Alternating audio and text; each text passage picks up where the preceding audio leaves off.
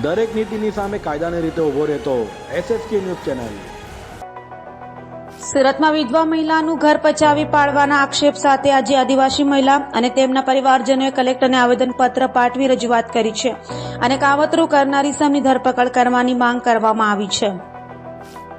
સુરત કલેક્ટરને પાઠવેલા આવેદનપત્રમાં જણાવવામાં આવ્યું છે કે સુરતના લાલ દરવાજા વિસ્તારમાં કિલ્લા સેટની વાડીમાં આદિવાસી મહિલા સવિતાબેન મદનલાલ પટેલ રહે છે। સવિતાબેન વિધવા છે। સવિતાબેનને પૈસાની જરૂર હતી ત્યારે હર્ષદભાઈ પ્રજાપતિ નામના ઇસમ સાથે મુલાકાત થઈ હતી। હર્ષદભાઈ સાથે પૈસા બાબતે વાતચીત કરી ત્યારે તે પૈસા આપવા તૈયાર થયા હતા, પરંતુ 4% વ્યાજે આપવાનું કહ્યું હતું, જેથી 2 લાખ રૂપિયા વ્યાજે લીધા હતા। ત્યારે સવિતાબેન દર મહિને તેમને વ્યાજ ચૂકવતા હતા, પરંતુ ઘર ચલાવવામાં તકલીફ પડતા વ્યાજ ઓછું કરવાનું કહ્યું હતું। ત્યારે હર્ષદભાઈએ કહ્યું, તમે જે મકાનમાં રહો છો તે મને વેચાણથી આપી દો, હું તમને સારી કિંમત અપાવીશ। ત્યારે સવિતાબેન અને તેમના પરિવારજનોએ મકાન 75 લાખ રૂપિયામાં વેચ્યું હતું।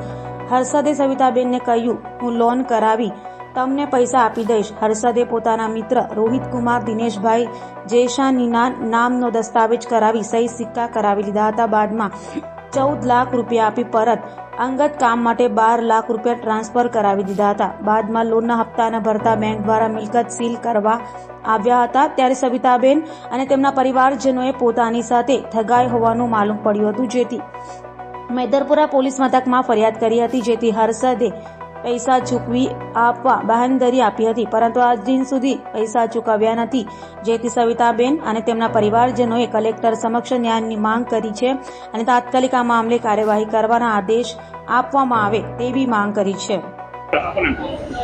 મારું નામ મહેન વસાવા છે। હું એક આદિવાસી આગેવાન છું। આજે અમે સુરત કલેક્ટર શ્રીને આવેદનપત્ર આપવા આવ્યા છે, જેમાં હર્ષદ પ્રજાપતિ નામની વ્યક્તિએ વિધવા મહિલા સવિતાબેન પટેલનું જે ઘર હતું એ ઘરને ચીટિંગ કરી ને પોતાના મિત્ર રોહિતના નામે લઈ અને જે બી લોનના પૈસા આવ્યા તે એ પોતાના એકાઉન્ટમાં લઈ અને 2019થી લઈને અત્યાર સુધીમાં બેંકના પૈસા પણ ભર્યા નથી, જેથી ઘર ઓક્શનમાં બેંકવાળાએ કાઢ્યું હતું, એટલે કે હરાજી કરવા કાઢ્યું હતું, પરંતુ નામદાર હાઈકોર્ટે અમને સ્ટે આપ્યો અને આજે વિધવા મહિલા પોતાના ઘરે રહે છે, પરંતુ આજ દિન સુધી એ બેંકના પૈસા પણ ભર્યા નથી ને હર્ષદ પ્રજાપતિ નામના ફાઇનાન્સર એ અમને મળવા પણ નથી આવતો।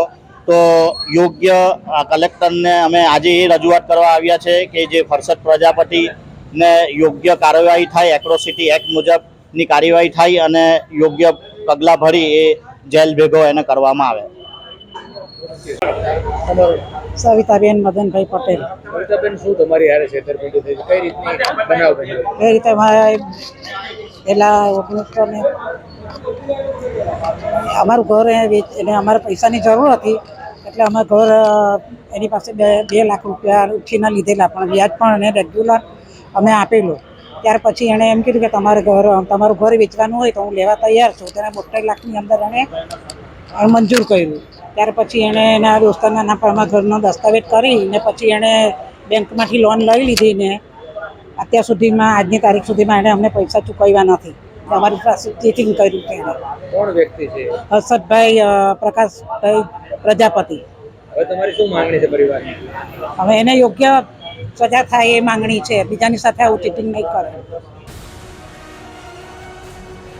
દરેક નીતિની સામે કાયદાની રીતે ઊભો રહેતો SSK ન્યૂઝ ચેનલ।